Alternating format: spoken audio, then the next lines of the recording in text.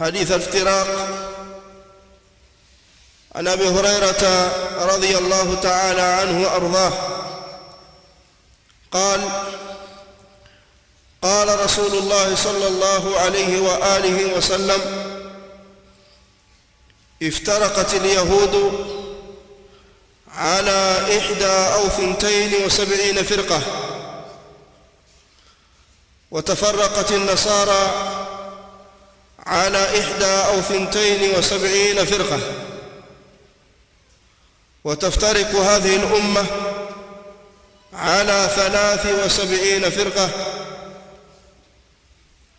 وفي زيادة: كلها في النار إلا واحدة. حسن الحديث الإمام العلامة الوادعي في صحيح المسند والألباني في الصحيحة. Ndugu katika imani, tulikuwa tuna dhamira ya kuendelea kutaja yanayofungamana na mwezi huu mtukufu wa Ramadhani. Katika juma ya leo tulipanga tutaje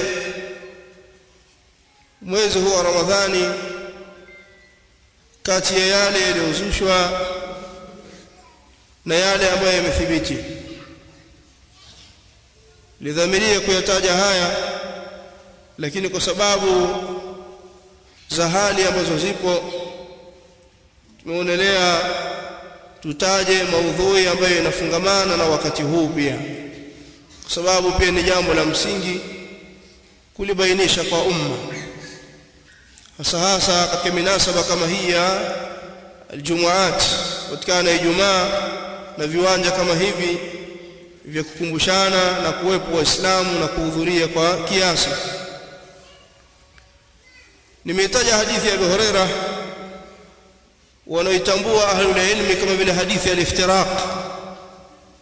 Abu Hurairah anasimulia kwamba Mtume sallallahu alaihi wa alihi wasallam anasema, waligawanyika Mayahudi makundi 71 au 72, na wakagawanyika Wakristo makundi 71 au 72, na umma huu wa Kiislamu, umma wa Muhammad, utagawanyika makundi 73. Yote haya yatakuwa ni katika makundi ya motoni isipokuwa kundi moja. Katika baadhi ya riwayat likatajwa kwamba kundi ambalo litasalimika na moto wa Allah Ta'ala ni kundi ambalo linafuata njia yake sallallahu alaihi wa alihi wasallama aliyokuwa juu yake yeye na masahaba. Kwa hiyo hadithi ni hadithi al-iftiraq, hadithi ya kutaja makundi ambayo yatapatikana katika umma huu wa Muhammad sallallahu alaihi wa alihi wasallam. Ahlul ilmi wakaeleza katika vitabu vyao maana na muradi wa hadithi hii. Nitanukuu baadhi ya aqwali za ulama fi tasarrufin yasir. Al-Imam al-Allama Ash-Shatibi rahimahullah ta'ala katika Itisam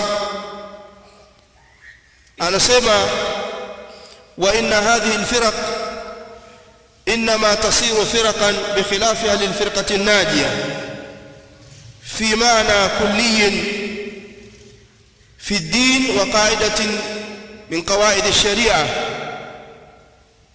لا في معنى جزئي من الجزئيات.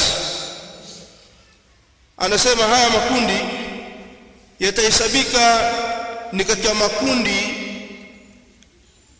maovu kwa sababu ya kule kukhalifu kwake mambo ya kimsingi na mambo ambayo ni nguzo katika dini, wala si kwa kukhalifu tanzo za sheria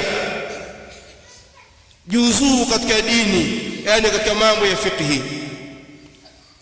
Haya makundi yatasabika ni makundi maovu potovu kwa kule kukhalifu kwake mambo ya kimsingi katika dini na kanuni na misingi mbalimbali katika misingi ya dini hii, si kwenye kukhalifu kwenye mambo ya fiqhi, mambo ya kijuzuu. Lakini pia maneno haya yatawekwa wazi zaidi na maneno ya al-Imam al-Allama Abu Mansur Abdul Qahir ibn Tahir al-Baghdadi kwenye kitabu cha al-Farq baina al-Firaq, alipokuwa akieleza hii hadithi, akichambua hii hadithi katika kitabu chake, anasema waqad alima ashabu al-maqalat annahu sallallahu alayhi wa alihi wa sallama lam yurid bidhalik, na kwa hakika wametambua waandishi kwenye mambo ya itikadi na mapote na makundi mbalimbali katika dini, wametambua kwamba Mtume sallallahu alaihi wasallama hakukusudia fi almasail allati ikhtalafat fihi al-a'imma, hakuwa anakusudia Mtume sallallahu katika ile masala ambayo wamekhtalifiana maulama fi furu' al-ahkam, katika tanzo za ahkam, wa fi abwab al-halal wal-haram, na hakuwa anakusudia kwamba ikhtilafu zitakazopatikana na makundi yatakayopatikana katika upande wa mambo ya halali na haramu. Sababu kuna baadhi wako wanachukua hadithi wakasema kuna madhehebu si 4 au 5 au 4, kuna Hanabila, Shafiia, sunna kadhaa, wakachanganya na makundi mengine, Shia, Shia kadhaa.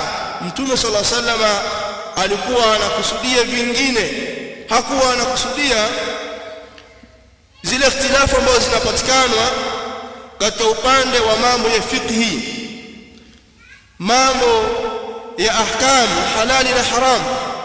Kisha akasema wa inna ma qasada an-nabiy sallallahu alayhi wa alihi wasallama, na kwa hakika si vingine alikuwa anakusudia Mtume sallallahu alayhi wasallama bidhikri al-firaqi al-madhmuma, kutaja makundi maovu, firaqi ashabi al-ahwa, makundi ya watu wa matamanio, adalla, makundi ambayo yamepotea. Alikuwa anakusudia haya ndio ambayo yanatajwa hapa kwa ajili ya kuwakemea watu kutokuingia humu.